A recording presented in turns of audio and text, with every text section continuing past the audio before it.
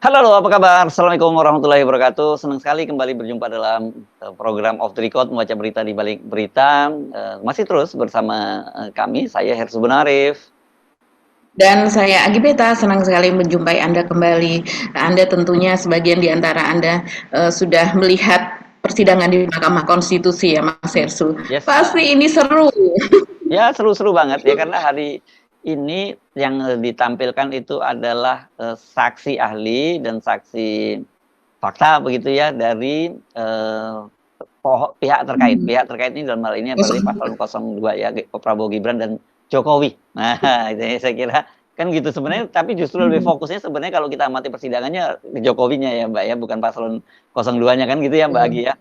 Jadi ada peristiwa-peristiwa yang menarik, saya kira nanti kita akan juga putarkan kembali buat Anda beberapa momen-momen yang menarik, itu antara lain misalnya ketika salah satunya yang cukup ramai itu soal ahli hukum tata negara Margarito Kamis ya Mbak ya, yang ditampilkan juga di sini. Selain itu kan banyak lagi pakar hukum tata negara yang lain sebelumnya tampil ya, ini seperti Andi Asrun, kemudian Abdul Khair Ramadan dan sebagainya. Ini menarik karena orang seperti Abdul Khair Ramadan ini dulu kita kenal dulu dia direktur HRS Center ya Mbak. Apa jawabannya Mbak? Betul, Direktur Habib Rizik Sihab Center dan Ah, termasuk ke dalam tim pembela Muslim lah. ya Dia ya nggak masuk ke dalam membayangkan ya, banyak apa namanya. eh, mhm. nggak terbayang kan sekarang Tidak dia membayangkan sama sekali. ya jadi pembela Pak Jokowi gitu ya. Ya ini menarik sekali itu ya. Terus kemudian Mhm. selain itu juga banyak yang saya kira soal wali kota Bekasi yang pernah kita bahas itu juga ramai juga loh Mbak, yang waktu bikin turnamen itu dengan camat-camat itu dia menggunakan kaos, dia tidak menggunakan kaos 002 tapi yang lain itu semua tim itu kan menggunakan kaos 222 deh. Itu pernyataan-pernyataan ketika ditanya oleh hakim dan sebagainya itu menurut saya sangat menarik Mbak. Jadi mungkin nanti kita juga akan tampilkan. Di luar itu saya kira kita mesti bahwa kehidupan harus terus berjalan, kita akan lihat di luar persidangan gitu ya Mbak Gi ya. Ya, di luar persidangan salah satunya ini adalah kemarin kita menjadi salah satu konten atau materi konten dari kita yaitu soal kunjungan Pak Prabowo ke Cina begitu ya, yang dalam kapasitasnya berdasarkan siaran pers dari Kemenlu Cina itu adalah dalam kapasitas sebagai presiden terpilih Republik Indonesia. Yang tentunya kalau mereka menilai Pak Prabowo sebagai presiden terpilih, maka undangan untuk datang ke Cina itu yang katanya undangannya adalah berasal dari Presiden Xi Jinping, maka undangannya tentunya juga dengan kapasitas sebagai presiden terpilih begitu. Dan ini kan sempat ramai Mas Hirsu dan ada penolakan gitu ya, penjelasan dari istana yaitu dari Pak Pratikno yang menjelaskan bahwa Pak Prabowo itu datang ke Cina sebagai Menteri Pertahanan bukan sebagai presiden terpilih begitu. Jadi nggak Dan etis loh ya saat sebenarnya Kementerian Luar sesudah Negeri ya. Kementerian Luar Negeri Cina dengan menyebut seperti itu nggak etis sebenarnya ya. Itu bisa dianggap kalau dalam bahasa bahasa basi internasional gitu ya, sebenarnya itu ya tidak layak dilakukan, tidak appropriate lah yang dilakukan oleh Kementerian Luar Negeri itu, karena sampai sekarang kan statusnya Pak Prabowo itu memang belum jadi presiden terpilih kan gitu, masih berproses di Mahkamah Konstitusi. Mestinya mereka tahu bahwa di Indonesia itu prosesnya seperti itu, bahwa KPU memang sudah menetapkan perolehan suara terbanyak tapi sedang berproses di Mahkamah Konstitusi, nanti baru setelah itu bisa disebut sebagai terpilih ketika ditetapkan oleh Mahkamah Konstitusi dan kemudian KPU kembali membuat penetapan gitu kan Mbak Agi ya. Iya betul sekali Mas Hersu. Jadi memang belum menjadi presiden terpilih begitu dan juga belum resmi menjadi presiden. Ini kan masih masih berlangsung begitu ya tahapannya. Nah, tapi kemudian juga tidak ada bantahan kan Mas Hersu dari pihak Prabowo begitu, tidak ada bantahan resmi bahwa yang dikatakan oleh pihak Cina begitu kan ini secara resmi ya official apa yang dikatakan oleh Kemlu Cina ini. Jadi tidak ada bantahan secara resmi juga bahwa Pak Prabowo ini bukan sebagai presiden terpilih, tapi dalam kapasitas sebagai Menteri Pertahanan. Yang saya lihat dari unggahan dari Kemenham di akun-akun medsosnya, begitu ya, memang tetap mengatakan bahwa sebagai Pak Prabowo sebagai Menteri Pertahanan, gitu. Nah, tapi terus kemudian mengatakan bahwa kerjasama selanjutnya akan antara Indonesia dengan Cina di masa depan ini akan begini-begini dan sebagainya. Saya rasa itu mengacu kepada presiden terpilih. Karena kan sebagai Kementerian Pertahanan tentunya dia akan selesai masa jabatannya juga pada tanggal 20 Oktober ketika presiden terpilih nantinya begitu ya, itu dilantik begitu kan. Dan kita tidak tahu apakah Pak Prabowo, kalau seandainya yang dilantik bukan Pak Prabowo, apakah dia akan menjadi menteri yang selanjutnya, kita juga tidak tahu. Jadi tidak bisa Ya, mengatasnamakan juga bahwa pemerintahan yang akan datang akan tetap berkelanjutan seperti ini karena narasinya kan berkelanjutan, Mas Hersu. ya, ya. Dan Oktober itu 20 Oktober masih lama dan segala sesuatunya bisa terjadi ya. Ini Betul. mungkin kalau orang Jawa Narasi nyebut jangan gigi mongso dulu gitu ya. Itu Ya, dia, itu yang dimaksudkan. ya, Dan ya. kemudian setelah dari Cina, Pak Prabowo melanjutkan kunjungannya ke Jepang. Ini juga bertemu dengan Perdana Menteri dan para pejabat. Jadi memang banyak sekali yang mengatakan itu ex presiden lah begitu ya. Sudah seperti presiden Acting terpilih presiden. begitu. Ya, ya, Presiden bisa dikatakan demikian. ya. Oke. Di luar itu masih ada lain yang selain Pak Prabowo?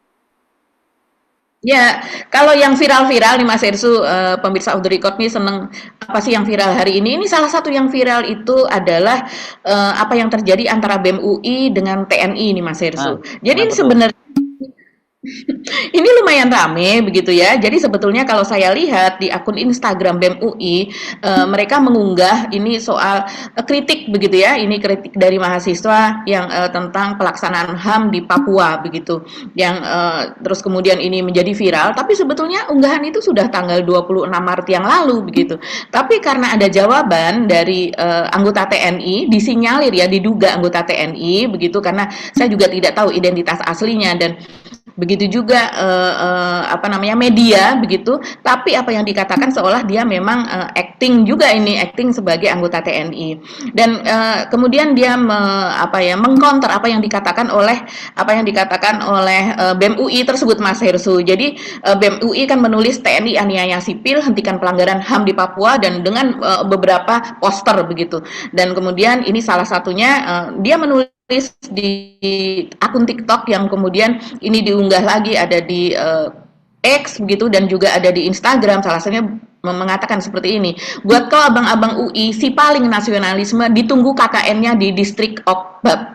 Distrik Okbab ini adalah salah satu distrik di Kabupaten Papua Pegunungan gitu, di Pegunungan Bintang. Nah, jadi ini jadi lumayan viral Mas Irsu. Mungkin kita bisa bahas ini juga begitu.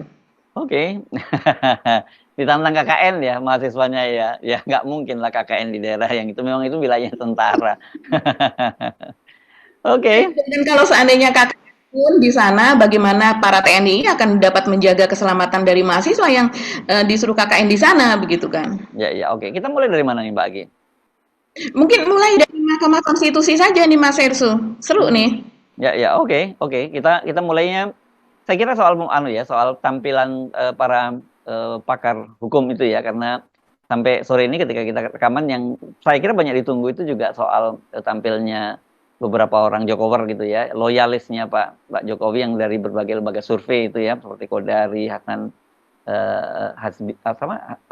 Hasbi dan sebagainya gitu yang ya, ya, ya sempat taruhan kan pada waktu itu dia kalau Anies sampai dapat tiket untuk pilpres nyapres dia akan bertaruh Alphard ya pada waktu itu kan ya. Ya. Oke, kita bahas soal itu ya Mbak Agi. Dari mana yang jelas ketika ditampilkan mereka-mereka ini sebelumnya kan bukan hanya tim hukum paslon 01 dan itu juga 03 juga protes ya. Terutama kalau dari 01 itu mempersoalkan soal Margarito Kamis dan juga Hasan Hasbi ya yang disampaikan oleh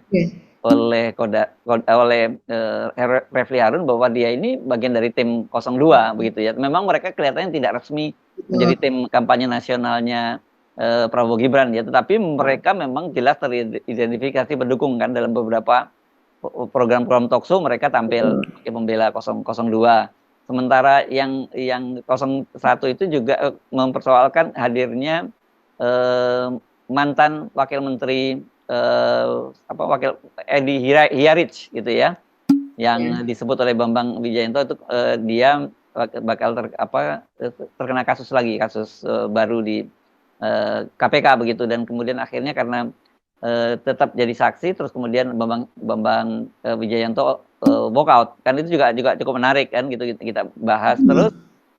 Dan ini kalau dari 03 itu mempersoalkan Andi Asrun karena ternyata dia ini memang tadinya salah satu direktur ya di tim pemenangan nasional Ganjar Mahfud, tapi ternyata dia mengundurkan diri dan sekarang malah menjadi pendukung dari 02 gitu ya.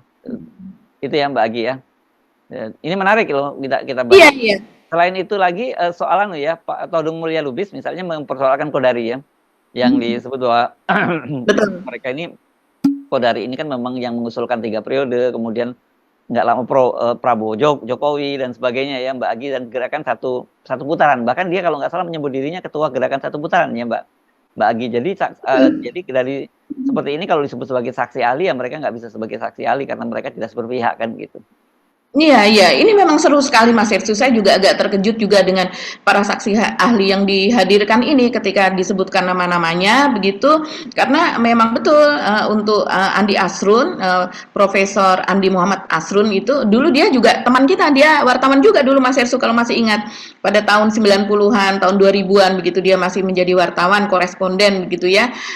Dan kemudian dia belajar lagi begitu ya ke S2, S3 begitu, dan kemudian menekuni bidang akademis. Jadi kita ya sedikit banyak kenal lah ini dengan sosoknya gitu. Dan terkejut juga karena saya juga mengikuti bahwa Andi Asrun ini kan dia juga walaupun tidak sesering yang lain seperti Kodari dan sebagainya, tapi dia juga diwawancara dan kemudian dia juga memang masuk ke dalam direktur untuk direktur sengketa pemilu begitu tepatnya namanya. Direktur sengketa pemilu di 03 untuk Ganjar Mahfud. Jadi kok tiba-tiba dia menjadi ahli di situ begitu. Jadi ya wajar kalau seandainya kemudian tim 03 ini terkejut begitu ya, dan kemudian mereka tidak mau bertanya akhirnya kepada Andi Asrun gitu, karena ketika dia masih menjadi direktur dari sengketa pemilu begitu dari 03, dia termasuk yang mempersiapkan bahan-bahan ini, termasuk bahan-bahan yang akan diajukan ke MK kalau seandainya terjadi sengketa pemilu di MK. Jadi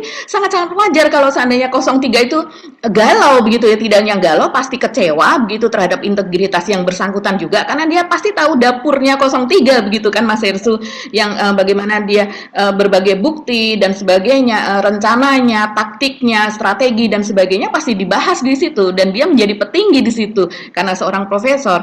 Tapi ketika tadi sih kita melihat bersama begitu ya kesaksian dari Andi Asrun ini, ya kita bisa melihat juga kapasitasnya seperti apa begitu. Ya oke, tapi kita simak dulu protes yang dilancarkan oleh kubu 01 dan 03 ya berkaitan dengan kehadiran para saksi ya. Saya juga ingin menyampaikan atas nama pemohon 2 reservasi kami terhadap Saudara Muhammad Kodari. Kenapa kami melakukan reservasi? Karena kami percaya bahwa sebagai ahli harus bersikap independen, tidak bias. Tapi kami melihat bahwa Saudara Kodari itu terlibat dalam beberapa kegiatan gerakan, misalnya gerakan 1 putaran, dan juga yang menyuarakan masa jabatan Jokowi untuk 3 periode. Nah, saya cuma menyampaikan reservasi nanti kami pertimbangkan Pak, mengganggu independensi yang bersangkutan. Terima kasih Yang Mulia. Baik. Yang Mulia, apalagi sama kami juga menyampaikan satu catatan dan keberatan terhadap 2 orang sekaligus, kepada sahabat saya Margarito Kamis dan kepada sahabat saya Hasan Nasbi. Karena yang saya tahu beliau ini berdua itu sering sekali tampil di televisi mewakili 02. Bahkan pada acara terakhir saya dengan saudara Margarito Kamis, dia mengatakan bagian dari Prabowo, paling tidak pendukung Prabowo. Jadi yang mana yang Pak Refli sampaikan? Ya, yang mana namanya? Margarito Kamis dan Hasan Nasbi. Oke. Karena dua-duanya sering sekali mewakili 02 dalam perdebatan di televisi dan juga sering juga berhadapan dengan saya. Baik. Jadi kami meragukan juga independensinya untuk menyampaikan keterangan ahli. Ya, dicatat keberatan saudara. Silakan para ahli maju ke depan. Apa bisa satu lagi majelis? Majelis. Terakhir ya? Ya, terakhir. Saya mendapat informasi dari berita ini terhadap sahabat saya juga ini, Sobat Edi. KPK terbitkan surat penyidikan baru terhadap Edi. Apa relevansinya? Baik, relevansi ini yang saya jelaskan. Ya, apa itu? Relevansinya adalah, mohon majelis pernyataan-pernyataan tidak sopan dari sebagian orang itu. Relevansinya adalah, yang mana yang tidak sopan, Pak? tadi Oh, ada di ya, mohon semua menghormati persidangan ya. Jangan asal bicara di nanti bisa diminta keluar oleh petugas nanti. Silakan Pak Bambang. relevansinya adalah seseorang yang menjadi tersangka, apalagi dalam kasus tindak pidana korupsi, dan untuk menghormati mahkamah ini sebaiknya dibebaskan untuk tidak menjadi ahli. Ya, Bapak kan bekas mantan ketua KPK, baru penyidikan baru atau sudah tersangka baru? Nah ini disebutnya di sini sekalipun tersangka pun apa juga harus hak-hak privat. Saya ingin mengajukan ini sebagai sebuah keberatan dan nanti majelis akan mempertimbangkan. Iya, kami pertimbangkan dan ini penting sekali kami catat, Pak. Oke, terima kasih. Nah, seperti yang kita sebut tadi ya, Mbak, mereka itu melakukan protes-protes semacam itu, tapi kan kemudian majelis hakim menyatakan oke, nanti itu kan jadi pertimbangan dari hakim. Jadi tidak diputuskan untuk tidak dibatalkan, tidak boleh tampil, tapi diputuskan nanti hakim yang akan memutuskan kesaksiannya seperti apa, kan begitu. Itu tadi seperti itu ya. Nah, saya kira yang cukup menarik kalau saya sih usul kita bahas juga soal tampilnya Margarito Kamis ini. Kebetulan di teman kita sendiri juga ya, kita sering berinteraksi dengan dia. Itu menurut saya paling seru momen ketika dia jadi saksi itu, karena banyak senyum-senyum tuh di Mahkamah Konstitusi. Dan Pak Harto, baik Saldi Isra ya, hakim Saldi Isra, baik Ketua Mahkamah Konstitusi Pak Hartoyo, dan juga Pak Arief itu juga kelihatannya mencandain lah gitu ya. Sebenarnya gaya anak muda, ngecengin si Margarito Kamis ini, Mbak Agi. Iya ya, kita cukup kenal ya dengan Bang Margarito ini begitu, karena ya sebelumnya sejak kita mengenal dia tidak seperti itu begitu ya. Ya dia anti Jokowi dulunya kan ya. Anti. Tidak seperti itu, artinya adalah anti Jokowi sekali begitu. Dan ya sudah pasti kalau seandainya di kubu 02 ya artinya membela Jokowi dalam hal ini begitu kan. Karena lebih banyak yang narasinya membela Jokowi dan Gibran, dan juga beberapa kesempatan Mas Hersu sebetulnya ketika kemudian bahkan Mas Hersu juga pernah terkejut ya, oh sekarang Margarito seperti itu ya pendapatnya begitu ya, kan kita sudah mendengar sebelumnya pendapatnya tentang Gibran juga tidak seperti itu begitu ketika berdiskusi di sebuah forum, tapi ketika kemudian berubah begitu ya, bahkan kemudian dia mengatakan juga bahwa semua keputusan dari MK itu adalah sah begitu kan, adalah sah dan kemudian bisa langsung diterapkan gitu. Seperti juga dikatakan oleh Andi Muhammad Asrun yang mengatakan bahwa keputusan MK itu langsung bisa diterapkan pada seperti keputusan nomor 90 dari MK itu kan banyak sekali para ahli dan juga pengamat Mas Hersu yang mengatakan oke, kalau seandainya memang ada keputusan seperti itu soal batas usia yang kemudian ada syarat tertentu walaupun kurang dari 40 tapi asal dia pernah memenangi sebuah pemilu begitu kan, kemudian dia bisa menjadi capres dan cawapres, itu bisa saja kalau seandainya dilakukan, tapi karena waktu yang sudah sangat mepet maka sebaiknya itu diberlakukan untuk yang akan datang begitu, 5 tahun yang akan datang, ada seperti itu begitu. Tapi ternyata langsung diberlakukan dengan menabrak segala peraturan dan langsung masuk ke KPU tanpa mereka mengubah PKPU atau peraturan KPU. Nah ini yang kemudian tadi dipersoalkan. Menarik ya memang dari 3 orang saksi ahli yang pertama kali ditampilkan oleh tim terkait ini paslon 02 itu adalah ini berbeda sekali dengan banyak orang yang sekarang tadinya Jokowi meninggalkan Jokowi, tapi mereka ini justru yang tadinya anti Jokowi sekarang jadi pembela Jokowi kan begitu kan, karena mereka mendukung Prabowo dan kemudian mereka harus mendukung Jokowi juga. Misalnya seperti yang kita sebut tadi sebelumnya ada Abdul Khair Ramadan ya, itu kan hukum tata negara juga, dia dosen di Asefiyah, tapi terus kemudian kita tadi Anda jelaskan juga pernah jadi direktur Habib Rizik Center. Udah kita jelasin, tanpa kita jelaskan orang tahu posisinya bagaimana. Sekarang tiba-tiba dia berada di kubunya paslon 02 dan mati-matian membela soal Gibran juga kan begitu, yang menganggap bahwa ya putusan MK itu ya harus dijalankan kan begitu, dan dia menolak kalau disebut bahwa itu petitan KPU disalahkan, juga dia tidak sepakat soal itu yang tidak mengubah PKPU-nya begitu ya Mbak Agi ya.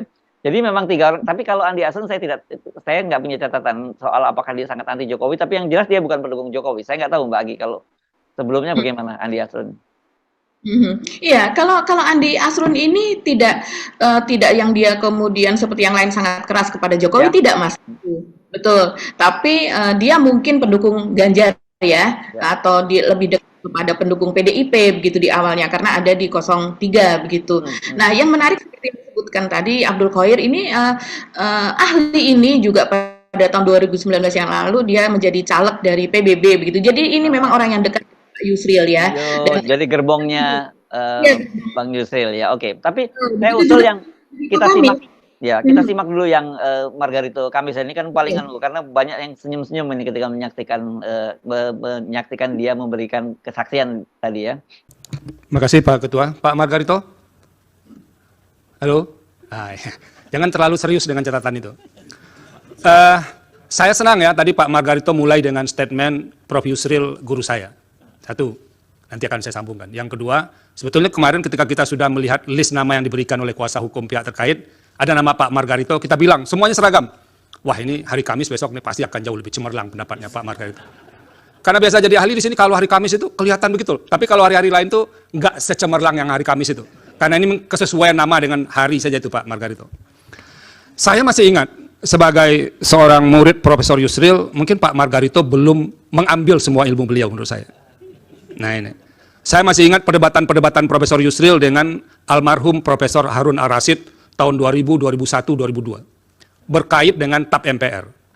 Ketika itu Prof. Harun menegasikan TAP MPR itu sebagai sumber hukum ya, Prof. Yusril ya. Prof. Yusril mengatakan begini, betapapun hebatnya seorang ahli, tapi kalau ada norma tertulis, ada putusan pengadilan, maka pendapat ahli itu menjadi gugur kalau dibawa dalam konteks hukum. Nah oleh karena itu Pak Margarito, ini ada putusan pengadilan loh, yang dikatakan tidak valid, dan itu mungkin nanti Pak Margarito selesai ini nanti datang lagi ke Prof. Yusril untuk menuntut ilmu beliau secara khafah begitu, kalau dalam konsep agamanya. Terima kasih Pak Ketua. Kembali ke pertanyaan Prof. Yusril, ini guru saya. Saya itu sebenarnya dulu mau ambil hukum ekonomi, ketemu Pak Yusril bilang, nggak usah, satu waktu nanti tata negara itu penting, kamu jadi orang tata negara saja. Nanti saya bantu, kamu memberikan rekomendasi, kamu masuk tata negara. Sudah, kita bikin lagi, saya bikin tuh proposal di pramuka di pojok tuh. Anda kampung, Prof. Ini gara-gara Prof. Ya sudah. Nah, setelah itu selesai doktor, ikut lagi beliau ke Seknek. Beliau berhenti, saya berhenti juga. Iya benar. Beliau berhenti dari Seknek, saya berhenti juga. Saya bilang Prof, beliau nggak mau saya keluar dari Seknek. Saya bilang nggak Prof, saya ini diajarkan oleh orang tua saya, orang yang membawa saya saya tidak bisa tinggalkan orang yang membawa saya dalam keadaan susah. Jadi Prof berhenti, saya berhenti juga. Berhenti saya. Benar. Saya bilang nggak Prof. Dilanjutkan jawabannya. Baik. Jadi tidak bisa didiskualifikasi. Suka atau tidak, senang atau tidak.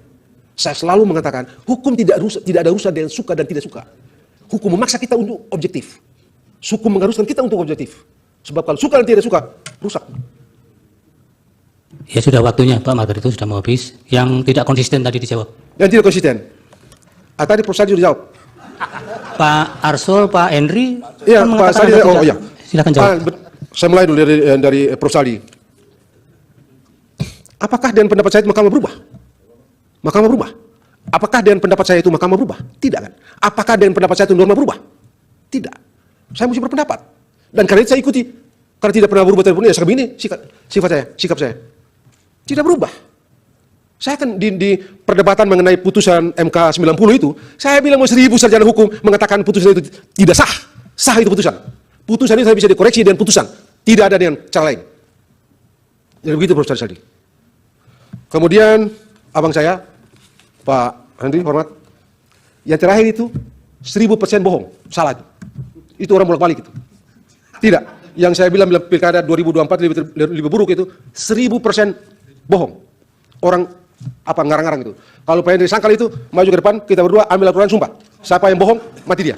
Keluar dari sini mati. Ya, adanya kekosongan hukum di perkara TSM itu. Tidak, saya tidak menganggap ada kekosongan hukum. Sama sekali tidak menganggap ada kekosongan hukum. Baik, karena ahli itu kadang-kadang kalau tidak yakin bibir-bibir tinggal itu. Nah, yang digas itu yang betul-betul dia kuasai itu. Itu ahli di mana-mana begitu. Ini Pak Toyo juga. Ini belum tidur Pak Toyo dari jam 3. Oke. Sekarang tadi panggil saya tidur di luar sana. Waktunya sudah habis, jadi tidak ada dialog lagi. Baik. Tapi yang paling penting Pak Margarito, bahwa putusan MK itu satu kesatuan antara pertimbangan dengan amar. Itu supaya publik tahu. Tidak ada lagi waktu untuk nggak fair membantah juga itu.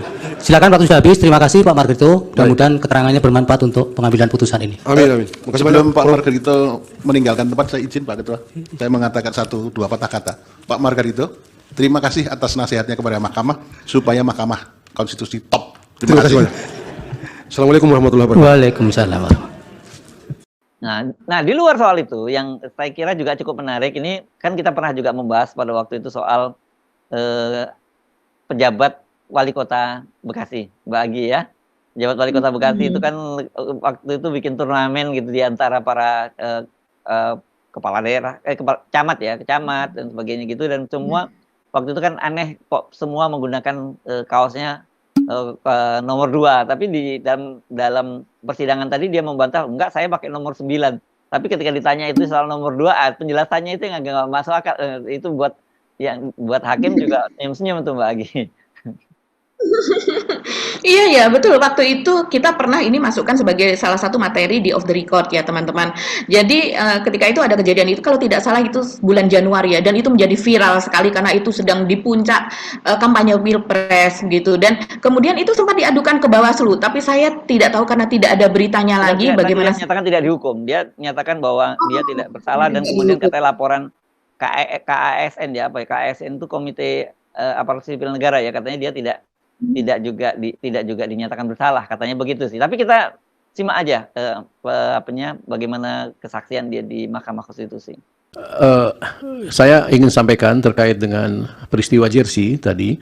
Betul, memang ada peristiwa Jersey di Kota Bekasi, dan saya sudah dipanggil oleh Bawaslu Kota Bekasi, dan saya sudah diperiksa di bawah sumpah oleh Bawaslu Kota Bekasi beserta beberapa camat dan beberapa pejabat eselon 2. Dari hasil pemeriksaan Bawaslu Kota Bekasi itu putusannya tidak ditemukan pelanggaran. Setelah itu dibanding, ada keberatan kepada Bawaslu Provinsi. Nah, kami tidak diperiksa lagi oleh Bawaslu Provinsi, tetapi ada hasil pemeriksaan bahwa di situ ada pelanggaran undang-undang lain. Terus disampaikan kepada Kasan untuk memutuskan. Kalau tidak ada izin ditayangkan, yang ditayangkan. Izin nanti Yang Mulia menayangkan foto-foto bukti bahwa itu tidak semua nomor 2 yang kami lakukan itu. Ini nanti. siapa yang menayangkan? Kami tadi memberikan. Untuk mengkanter tadi. Iya Pak. Ya sudah cukup, tadi ada banyak nomor. Siap. Terus kejadian di stadion tadi juga ada pidato singkat saya. Ini pertandingan persahabatan untuk kami ingin dekat dengan para camat Pak. Jadi pada saat pertandingan persahabatan itu ada 12 kecamatan bertanding, Liga Besti kami sebutkan di situ. Terus kami bermain dengan BJB. Nah, di situ setelah kami bermain dengan BJB terus pembukaan. Nah, pembukaan diteletakkan kaos di situ, masih di dalam plastik. Tapi ini kan eventnya berbeda Pak dengan yang sama Pak. Semua tadi. Sama Pak. Di dalam Bisa satu tempat. disandingkan miliknya pemohon dengan sama Pak, kaosnya warnanya itu kan yang lagi pembukaan. Ya, coba disandingkan Pak. Siap. Fotonya ditayangin dulu yang tadi sama yang di media. Mana yang milik pemohon?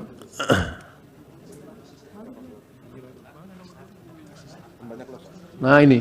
Nah, ini kan beda event Pak. Ini izin Pak. Di belakangnya Pak. Di belakangnya itu barisan tadi, foto-foto yang di belakang tadi yang di barisan. Barisan yang pemain. Kenapa Ini- yang di depan ini 2 semua itu? Ini para camat. Nah itu Pak. Jadi ada yang nyusun di situ kan kaos itu tumpukannya 1 sampai 25. 1 sudah diambil untuk kiper. Nah, diambil nomor 1 dan 2. Yang tumpukan atas. Nah, nomor bawahnya itu dibagiin sudah dipakai semua, Pak. Di belakang. Nah, yang 2 itu dipakai untuk seremoni. Masih di dalam dibungkus di plastik. Iya, di lapisan kedua itu. Bukan mencetak angka 2-nya yang banyak, kaos nomor 2-nya. Enggak, Pak. Itu sesuai dengan pemain, Pak. Sesuai dengan tim. Coba kembalikan yang banyak nomor 2 tadi, berada berapa? Pas lagi seremoni ini ada yang Memang beda warna, beda tim. saya juga pakai nomor 9, Pak, di situ, Pak. Iya, nanti dari pihak terkait, melalui pihak terkait yang ini ditambahkan jadi bukti dan pemohon juga ditambahkan jadi bukti. Biar kami pertimbangkan nanti. Lanjut, Pak. Puji Wali Kota. Iya, Pak. Jadi kami, Pak, di situ para pejabat itu juga Ditutup gambarnya sudah? menggunakan nomor 9, Pak. Nah, lanjut pertanyaan, apakah Presiden pernah ke Bekasi? Sampai dengan tanggal 14 Februari pemilu, Presiden tidak ke Bekasi Pak, selama saya menjabat. Tetapi pada tanggal 16, 2 hari setelah pemilu, Presiden berkunjung ke Bekasi.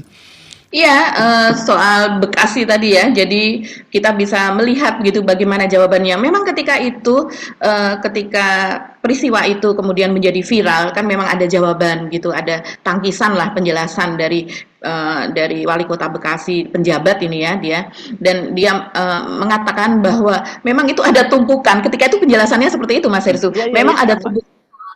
Dan kemudian itu semacam ada undian begitu ya, karena ini kan camat melawan tim yang lain itu pada acara kompetisi bola itu. Dan kemudian mereka ini mengambil tumpukan kaos itu dengan serta-merta begitu. Maksudnya dengan tidak tahu bahwa yang diambil itu adalah nomor 2, katanya begitu. Jadi itu adalah tumpukan kaos yang untuk seragam lah yang akan dipakai pada saat itu juga. Jadi cukup aneh juga. Kok kebetulannya banyak sekali, kebetulan mereka mengambil, yang diambil nomor 2, dan kebetulan nomor 2-nya dikasih warna biru begitu kan, dan kemudian ini yang mengenakan adalah para camat, 10 orang camat begitu. Nah, sementara untuk kaos yang lain itu tidak dikenakan oleh lawannya pada sebenarnya itu bukan kompetisi, yaitu semacam ini saja begitu Mas Hersu, pertandingan antara persahabatan lah seperti itu. Nah, mungkin barangkali kalau seandainya yang kaos nomor 2 ini kalau seandainya mengikuti nalar daripada Pak penjabat wali kota begitu, kalau seandainya lawannya kemudian mereka yang mengambil nomor 2 itu, apakah mereka juga mau memakai begitu kan? Artinya kalau pihak yang lain kan bisa jadi mereka juga adalah pendukung 01 atau 03, belum tentu mereka mau memakai. Jadi ini memang sudah didesain lah mereka memakai kaos tersebut. Tapi anehnya kan ini kan saksi-saksi ini dihadirkan oleh tim hukum paslon 02. Kenapa yang dihadirkan dia ya kan? Itu kan malah jadi titik lemah kan, karena sebenarnya itu argumentasinya kan nggak masuk akal begitu loh ya. Dan tapi memang kelihatannya saya menduga karena mereka tahu bahwa yang jadi sasaran sekarang ini kan satu, ini Pak tim 02 ini kan mencoba mengalihkan, melokalisir bahwa Mahkamah Konstitusi itu hanya mengadili masalah perselisihan penghitungan suara, kan begitu yang mereka coba terangkan. Tapi kelihatannya hakim Mahkamah Konstitusi bisa diyakinkan oleh tim 01, 03 bahwa tidak boleh kalau Mahkamah Konstitusi itu hanya seperti mengadili persoalan itu. Karena kalau cuma seperti itu ya jadi mahkamah kalkulator seperti yang dikatakan oleh Yusril Iza Mahendra kan begitu ya. Untuk apa Mahkamah Konstitusi cuma mengadili yang berkaitan dengan selisih suara? Saya kira tepat kalau mereka mempersoalkan adanya pelanggaran konstitusi yang dilakukan oleh Presiden, dan ini rupanya yang mereka coba ingin patahkan kan dengan menghadirkan saksi-saksi itu tadi, baik saksi ahli maupun nantinya saksi fakta. Karena saya juga tadi menyimak misalnya ada seorang ahli ilmu pemerintahan dan sebagainya, dia membantah bahwa ini kelihatannya membantah pernyataan dari mantan Dirjen Otonomi Daerah ya Pak Johermansyah Johan yang diajukan oleh paslon 01 kemarin. Memang sangat telak kalau dia menunjukkan, karena dia ini bukan hanya Dirjen Otonomi Daerah yang berkaitan berurusan dengan kepala-kepala daerah, tapi juga dia pernah jadi pejabat gubernur. Jadi dia tahu seperti apa prosesnya seperti itu. Nah, ini rupanya yang mereka coba patahkan dengan mengatakan itu nggak ada pengaruhnya. Mereka menunjukkan fakta misalnya di Sumatera, di Aceh yang banyak sekali pejabatnya kepala daerah, tapi kemudian kok di sana tetap menang. Begitu juga di Sumatera Barat ada kepala daerah, tapi kan yang menang juga 01. Tapi mereka lupa bahwa sebenarnya persoalan yang paling serius difokuskan itu adalah di Jawa Tengah, kan begitu ya. Dan itulah kemudian dibantah oleh 01 maupun 03 yang menunjukkan bahwa ya faktanya sekarang kalau kemudian mereka bisa memenangkan di paslon 02 menang di Jawa Tengah itu karena campur tangan Pak Jokowi. Berapa kali saya lupa, kalau nggak salah sampai 50 kali apa kunjungannya Pak Jokowi di Jawa Tengah itu, belum lagi bansos dan sebagainya gitu loh Mbak. Iya ya, dan ini tadi salah satunya juga dikatakan oleh Margarito Kamis ya kalau tidak salah, yang dia menunjuk kepada Profesor Saldi Isra begitu, yang mengatakan itu tadi yang dikatakan Mas Hersu bahwa toh di Aceh dan di Sumatera Barat itu yang menang adalah 01 begitu. Kalau seandainya jadi dalil itu terbantahkan kan, dan dia mengatakan padahal di sana kan juga ada pimpinannya begitu, maksudnya itu kan mempersoalkan soal penjabat yang ditunjuk oleh Presiden begitu kan. Nah, tapi kita lupa bahwa di Sumatera Barat begitu ya, selain memang pada faktualnya itu banyak pendukung 01, di sana gubernurnya adalah Mahyeldi Ansarullah, yaitu gubernur yang bukan penjabat, Mas Hersu, karena dia dilantik sebagai gubernur Sumatera Barat itu pada waktu itu bersama 2 gubernur dari provinsi lainnya itu oleh Jokowi pada tanggal 25 Januari 2021, dan pada pelantikannya jelas memang disebutkan bahwa itu untuk periode 2021 sampai 2024. Artinya sampai sekarang pun dia masih berkegiatan dan dia masih menjabat begitu. Dia bukan penjabat begitu, Mas Hersu. Jadi kalau seandainya itu dianalogikan bahwa kalau penjabat itu ini mungkin dia tidak memeriksa fakta juga bahwa memang kalau mungkin di wali kota dan kabupaten itu ada penjabatnya. Tapi pimpinan Sumatera Barat yang dia maksudkan tadi itu bukan penjabat, itu memang gubernur terpilih definitif gitu, terpilih oleh masyarakat. Ya. Ya, jadi saya kira ini menarik ya. Saya kira apalagi besok ya, itu besok itu pasti sangat menarik kali kan, karena ada menteri-menteri yang 4 orang menteri yang akan dihadirkan begitu ya. Jadi betul. Kelihatannya upaya dari tim hukum 02 untuk membendung atau melokalisir dengan mendatangkan ahli-ahli bahwa harus hanya menangani masalah sengketa penghitungan suara, hasil penghitungan suara, kelihatannya diterobos oleh hakim-hakim di Mahkamah Konstitusi. Karena kalau kita lihat pertanyaan-pertanyaan yang diajukan oleh hakim Mahkamah Konstitusi juga seperti misalnya dilakukan oleh terutama Saldi Isra dan Pak Arief ya, itu kelihatan sekali kan mereka memang tidak mau hanya dibatasi soal itu. Dan tadi itu kan perdebatan dengan Margarito itu kan juga soal itu juga tadi yang sebenarnya sangat menarik, apalagi kemudian seolah-olah di situ terkesan memang Margarito itu menggurui gitu atau apa ya istilahnya, bukan menggurui atau menjudge gitu bahwa Mahkamah Konstitusi itu ya nggak boleh melakukan semacam itu gitu ya kira-kira pendiriannya ya. Iya ya Mas Hersu. Jadi mereka ini kan semuanya hendak menggiring bahwa putusan dari MK itu memang sah gitu. Jadi dan kemudian MK, tapi kalau kita melihat pendapat-pendapat dari netizen itu banyak yang jauh lebih menarik lagi Mas Hersu, terutama kalau saya melihat di Hersibono itu pendapat tentang Margarito Kamis ini luar biasa begitu ya. Tapi saya tidak bisa mengutip karena pendapatnya itu sangat-sangat keras begitu. Tapi mereka tuh mempertanyakan begitu tentang, mohon maaf, mempertanyakan soal kapasitas begitu ya, tentang kapabilitas dan menanyakan ini muridnya siapa. Kan sudah dijelaskan padahal bahwa dia adalah murid dari Yusril Isyam Mahendra, kan mengatakan demikian. Tapi tidak ada yang nggak ada mirip-miripnya dengan gurunya begitu. Jadi ketika Saldi Isra mengatakan bahwa sebaiknya berguru lagi begitu ya, berguru lagi kepada Yusril Isyam, itu banyak yang menyetujui itu di komen-komen yang ada di Hersibono Point begitu. Dan mereka mohon maaf, bahkan ada yang menanyakan itu kejiwaannya dan sebagainya. Aduh, ini keterlaluan. Tapi karena mereka membandingkan Mas Hersu, mereka membandingkan dengan saksi dan ahli ya, ahli dari 03 dan ahli yang dihadirkan dari 01 begitu. Jadi pertanyaan itu saya rasa wajar karena saya pun juga melihat dari yang nomor 1, nomor 2 sampai nomor 3 begitu. Ini kok kapasitasnya seperti itu, terlalu jomplang. Jadi ketika saya tadi juga mengamati jumpa pers yang dilakukan oleh tim 01 sesudahnya, ketika Refli Harun juga mengatakan bahwa 6 ahli dari pihak terkait yaitu dari 02 ini rontok semuanya, saya setuju begitu. Jadi upaya penggiringan mereka begitu bahwa ini MK itu tidak bisa mendiskualifikasi 02 yang terutama ini adalah cawapresnya yaitu Gibran, itu sepertinya terbantahkan begitu. Oke. Saya kira kita tinggalkan Mahkamah Konstitusi ya Mbak Agi ya. Kita pindah topik yang lain. Kita mau masuk yang mana dulu nih? Mungkin masuk yang ke Pak Prabowo nih Mas Hersu, yang acting as presiden ini ya. Ini nih menarik juga Pak Prabowo ini karena memang kemarin sepertinya apalagi kalau dari buzzer 02 itu sudah mengeluhkan ya bahwa sepertinya Pak Prabowo ini sudah definitif menjadi presiden, seolah-olah kalau saya melihat begitu karena memang menjadi viral pertemuannya dengan Xi Jinping. Tapi di lain pihak begitu Mas Hersu, banyak juga yang mengkritik itu tadi. Mungkin kritiknya sama persis seperti Mas Hersu. Jadi seperti gesturnya Pak Prabowo ketika berhadapan dengan Xi Jinping gitu yang sepertinya rendah seperti seorang pegawai santai, yang mencatat apa yang dikatakan Xi Jinping, bahkan soal Xi Jinping yang berkata dengan santai begitu ya, dan kemudian gesturnya yang dia bersandar kepada kursinya sementara Pak Prabowo maju begitu kan, itu pun dicatat juga oleh netizen yang sangat-sangat kritis gitu. Jadi ini netizen yang netizen yang biasa mengomentari soal-soal politik ini memang luar biasa, Mas Hersu.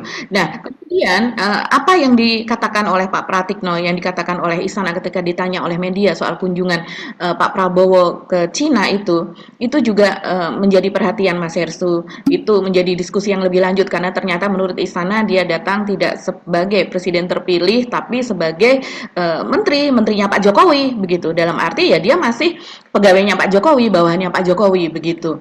Nah, kemudian dari Cina akan melanjutkan lawatannya itu ke Jepang dan bertemu dengan Perdana Menteri Jepang Fumio begitu.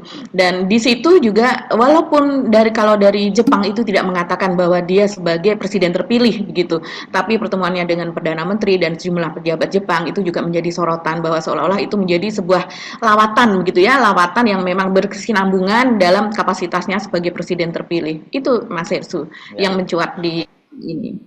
Saya sih berharap jangan sampai terjadi terulang lagi gitu Pak Prabowo kalau jadi presiden kemudian juga sama itu melihara buzzer seperti Pak Jokowi. Nah kalau itu yang terjadi dan tanda tanya arahnya ke situ ya ini betul-betul itu benar-benar murid yang sangat patuh dan meniru sepenuhnya gurunya gitu ya Mbak Agi.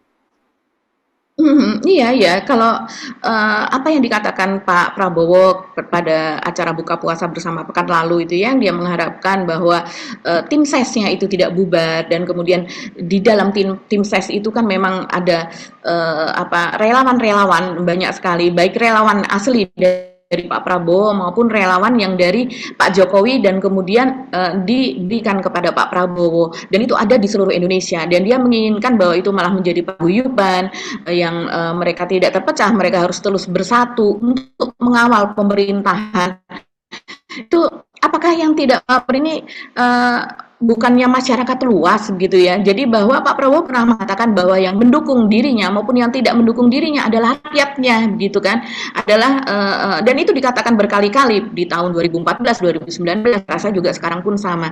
Tapi ternyata sekarang itu agak berbeda begitu. Jadi kalau seandainya dia tidak membubarkan artinya dia mengistimewakan dan betul-betul copycat dari atau copy paste gitu dari apa yang dilakukan oleh Pak Jokowi. Nah, saya rasa pembelahan ini akan makin menjadi-jadi Mas Hersu, bahkan bisa jadi lebih besar daripada pembelahan yang terjadi tahun 2019-2024. Ya. Oke, kita tidak tahu apa mau berkunjung kemana lagi Pak Prabowo setelah ini. Tapi setidaknya balance lah ya, udah mulai berkunjung ke Jepang gitu ya, setelah dari Cina gitu. Tapi tentu saja orang melihat bahwa Cina itu yang jadi tujuan utama dari Pak Prabowo gitu. Iya. Mas Hersu, ya? Ada satu lagi. Itu pernyataan Pak Jokowi dulu yang mengatakan kalau seandainya presiden terpilih nanti begitu ya, yang kita tahu Pak Jokowi ini kan mengendorse Pak Prabowo sehingga orang mengartikannya sebagai Pak Prabowo, maka dia akan dikenalkan begitu, akan dikenalkan dengan para pemimpin dari luar negeri yang selama ini menjadi sahabat Pak Jokowi begitu. Jadi akan dikenalkan, mungkin kita pernah bahas ini juga di Off the Record. Jadi bisa jadi kalau saya menangkap nuansa ini sebelum dikenalkan oleh Pak Jokowi, maka Pak Prabowo sudah datang sendiri ke Xi Jinping begitu kan, sudah datang sendiri ke Jepang begitu, ke pemimpin Jepang. Jadi tidak perlu dikenal-kenalkan. Ini seperti ingin menunjukkan begitu loh, ingin menunjukkan bahwa bisa mandiri dan memiliki pergaulan internasional yang luas gitu, nggak perlu dikenalkan oleh Pak Jokowi. Jadi seperti itu begitu. Dan saya kira iya ya, kan memang Pak Prabowo pasti dia lebih luas lah bergaul di dunia internasional ketimbang Pak Jokowi yang sangat pikuk seperti itu. Dan tetapi kan yang menjadi sorotan ketika bicara pada Xi Jinping kan dia menyatakan dia mengemphasize hubungan yang terjadi yang dirintis oleh Pak Jokowi. Nah itu kan orang lihat loh kok masih bawa-bawa itu juga kan gitu. Apakah berlanjutan dari pimpinan Jokowi begitu kan? Ya, oke. Bagi satu lagi ya tadi yang kita belum bahas ya topik ya. Iya ya Mas Hersu. Jadi ada satu lagi, ini yang saat ini sedang viral Mas Hersu. Jadi ini ada kalau kita lihat kronologisnya lebih dulu ya. Jadi ini dari Instagram UI begitu, dia memposting Mas Hersu. Instagram UI ini memposting pada tanggal 26 Maret yang lalu, sebetulnya sudah agak lama. Jadi antara lain dia mengatakan bahwa halo UI dan Indonesia, kurang lebih begini ya, satu paragraf saja saya bacakan. Beredarnya video yang menayangkan tindakan penganiayaan aparat TNI terhadap warga di Papua telah menggemparkan publik. Kasus tersebut bukan satu-satunya. Data menunjukkan tingginya tingkat pelanggaran HAM mencakup kekerasan aparat terhadap sipil di Papua beberapa tahun terakhir. Kondisi ini jelas-jelas telah melanggar kewajiban negara dalam menegakkan HAM yang termaktub dalam konstitusi dan undang-undang. Dan sesudah itu juga masih menampilkan beberapa poster Mas Hersu yang isinya seperti judulnya misalnya penganiayaan warga oleh aparat, bukan kasus yang pertama. Kemudian juga ada realitas pelanggaran HAM di Papua. Di situ ada grafik, begitu diagram batang yang jauh lebih meningkat pada belakangan ini. Itu juga dengan soal dipertanyakannya oleh PBB soal kasus di Papua begitu oleh Komisi HAM PBB. Nah ini yang diunggah oleh Instagram BEM UI begitu Mas Hersu. Sebetulnya reaksi dari anggota TNI terduga ya, diduga anggota TNI di media sosial, terutama ini awalnya diunggah di TikTok, ini agak telat gitu ya, kalau melihat itu diunggah 26 Maret, maka sekarang sudah tanggal berapa, sudah pada pekan pertama bulan April gitu, tapi itu menjadi viral sekali Mas Hersu, dan kemudian ya uniknya, ini kemudian banyak sekali akun-akun yang kita lihat selama ini sebagai buzzer aktif dari 02, ini langsung menyambar gitu ya, saya rasa mungkin karena ini menyenggol soal Papua, ini menyenggol soal TNI, dan juga ini identik dengan Pak Prabowo sebagai Menteri Pertahanan, saya rasa sih demikian. Nah, tapi kalau yang dipersoalkan di situ Mas Hersu, ini adalah jawaban dari diduga anggota TNI tersebut. Jadi dia mengatakan lewat media sosial tersebut, buat kau abang-abang UI, si paling nasionalisme, ditunggu KKN-nya di distrik Okbab. Nah, distrik Okbab itu adalah tadi sudah kita jelaskan sebuah distrik yang ada di Pegunungan Bintang, Papua. Kemudian di situ juga ada salam HAM, minimal sekali seumur hidup BEM UI ngerasain KKN di Papua Pegunungan. Saya berjanji dan bersumpah jika BEM UI mampu untuk melaksanakan KKN di wilayah KKB, kelompok kriminal bersenjata, maka saya akan sumbangkan gaji saya sampai pensiun. Itu yang dikatakan. Nah, kalau kita melihat jadi dia kerja terus, kemudian bahkan sampai pensiunnya juga disumbangkan begitu ya. Nah, kalau kita melihat ke belakang, ini sepertinya ada ketersinggungan seperti itu ya Mas Hersu. Tapi kalau kita melihat, ini kan memang pihak TNI sudah mengakui kesalahan atas penyiksaan terhadap anggota OPM atau kelompok kriminal bersenjata yang bernama Devianus Kogoya itu, dan itu sudah viral sekali. Sudah ada jumpa persnya kalau kita masih ingat, dan kemudian ada permintaan maaf baik itu dari Kadis Penat, Kepala Dinas Angkatan Darat, ya begitu juga dengan dari Puspen TNI dan sebagainya. Jadi ini sepertinya memang kalau saya rasa BEM UI adalah anak muda, dan mereka yang ada di bertugas di lapangan di Papua adalah para prajurit-prajurit yang masih bergelora jiwanya juga, sama-sama muda begitu kan Mas Hersu. Nah, yang menjadi rame ini kemudian Instagram dari BEM UI itu diserbu oleh, saya lihat tadi siang itu sudah 42.000 komentar Mas Hersu. Ini luar biasa untuk sebuah Instagram untuk mendapatkan puluhan ribu komentar. Dan rata-rata kontra BEM UI ya?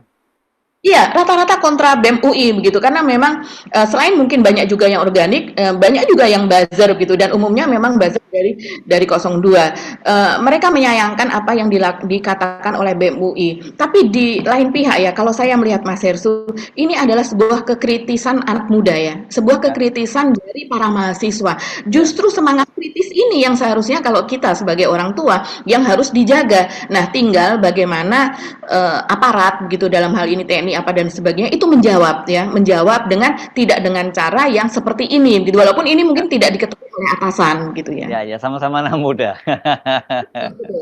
Sama anak muda, tapi ini yang terjadi di Indonesia saat ini, yang kalau saya melihat kita merasa miris karena ini kan persoalan sudah bertahun-tahun berganti-ganti presiden, tidak selesai. Bahkan kita pernah punya presiden itu dari TNI juga begitu kan, ada Pak SBY, dan kemudian janji juga dari presiden-presiden berikutnya begitu, dan juga kalau sekarang ini salah satu kontestannya juga seorang jenderal yaitu Pak Prabowo begitu kan.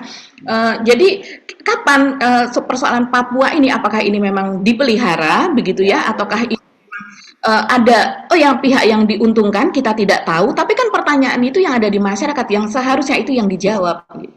Ya. Oke, bagi ya, kita akan ketemu lagi. Jangan lupa besok yang paling seru ya, saya kira ya, kan, di Mahkamah Konstitusi. Tapi tiap hari ada aja peristiwa mengejutkan dari sidang di Mahkamah Konstitusi itu ya, bukan sekedar selisih perolehan suara. Tapi. Ya, sampai ketemu lagi kita esok ya. Jangan lupa untuk terus mengikuti perkembangan dari sidang di Mahkamah Konstitusi. Saya Herzl Bunarif. Dan saya Gibeta, terima kasih atas perhatian Anda. Tetap salam 0%. Wassalamualaikum warahmatullahi wabarakatuh. Assalamualaikum warahmatullahi wabarakatuh.